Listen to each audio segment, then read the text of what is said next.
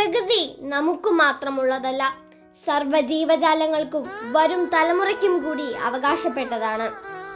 ഇതിനെ ബോധവൽക്കരിക്കാനാണ് സംസ്ഥാന സ്കൂൾ കലോത്സവ വേദികൾക്ക് പ്രകൃതിയുടെ ഭാഗമായ നദികളുടെ പേര് നൽകിയിരിക്കുന്നത്. പ്രകൃതി അമ്മയാണ്. അമ്മയുടെ സംരക്ഷണം മക്കളുടെ കടമയാണ്.